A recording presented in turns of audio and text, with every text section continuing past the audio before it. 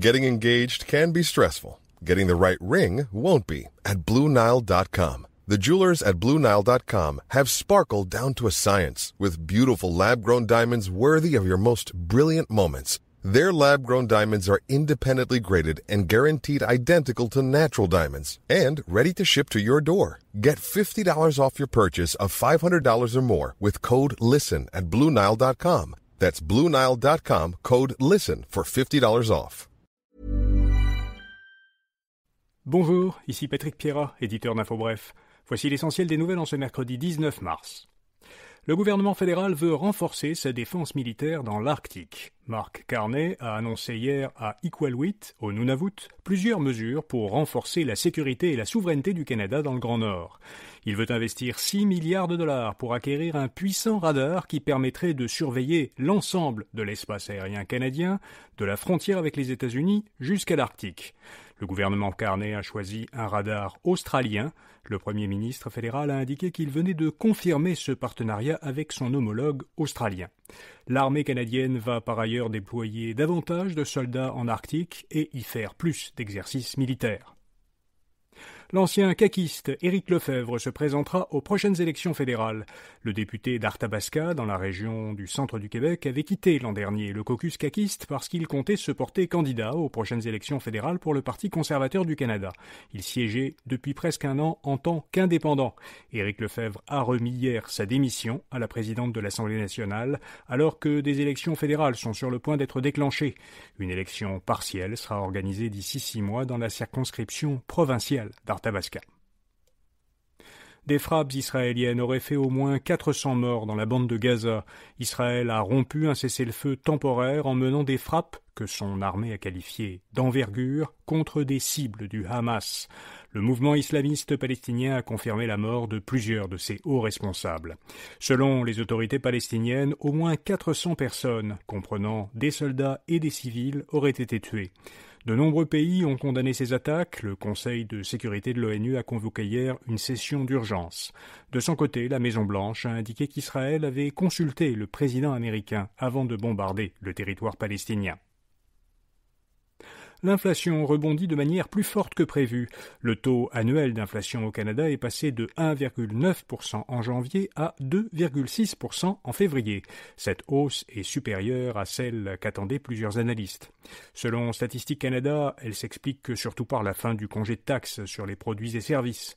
L'organisme fédéral dit qu'il n'observe pas encore les effets inflationnistes d'une guerre tarifaire, mais il s'attend à ce que les droits de douane fassent monter les prix au cours des prochains mois. Ottawa aide un fabricant de médicaments essentiels à agrandir son usine au Québec. Le gouvernement fédéral va fournir, sous forme de subventions et de prêts, 60 des 220 millions de dollars que compte investir la multinationale française Del Farm pour agrandir et moderniser son usine de Boucherville, en Montérégie. Cette usine produit en sous-traitance pour d'autres entreprises 20% des médicaments qu'Ottawa considère comme critiques, tels que la morphine et certains vaccins. La valeur des terres agricoles québécoises a augmenté un peu moins rapidement l'an dernier.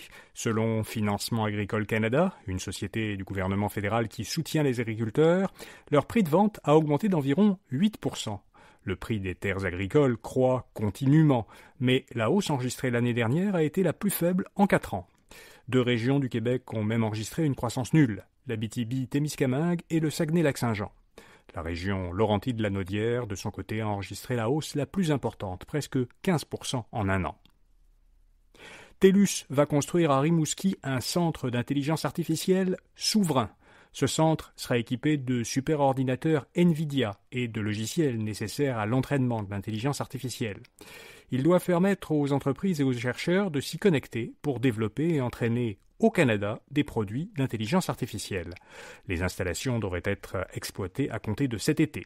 TELUS prévoit d'ouvrir des installations similaires en Colombie-Britannique.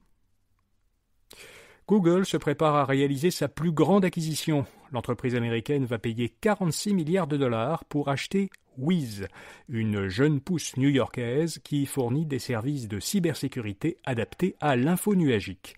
La clientèle de cette société, fondée il y a seulement 5 ans, compte beaucoup des plus grandes entreprises américaines.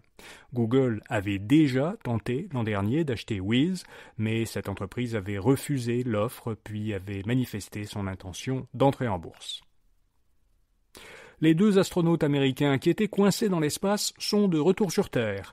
Après être restés plus de 9 mois dans la Station spatiale internationale, alors qu'ils ne devaient y passer initialement que 8 jours, le commandant Barry Wilmore et la pilote Suni Williams ont améri hier au large de la Floride, à bord d'une capsule du constructeur spatial américain SpaceX. Les 2 astronautes de la NASA ont été contraints de rester plusieurs mois dans l'espace en raison de problèmes techniques de leur capsule, la Starliner de Boeing qui effectuait en juin l'an dernier son premier vol habité. Et puis, les chiens seront autorisés dans les bus montréalais l'an prochain. Après le métro, c'est dans les bus de la Société de transport de Montréal que la ville de Montréal compte autoriser les chiens. Un projet pilote sera mis en place fin 2026 à la demande du parti d'opposition municipale.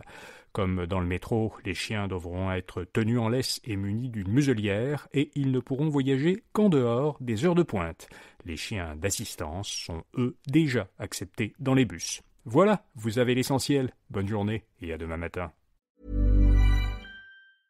Dear old work platform, it's not you, it's us. Actually, it is you. Endless onboarding? Constant IT bottlenecks? We've had enough. We need a platform that just gets us. And to be honest, we've met someone new. They're called Monday.com. And it was love at first onboarding. Their beautiful dashboards, their customizable workflows got us floating on a digital cloud 9. So no hard feelings, but we're moving on. Monday.com, the first work platform you'll love to use.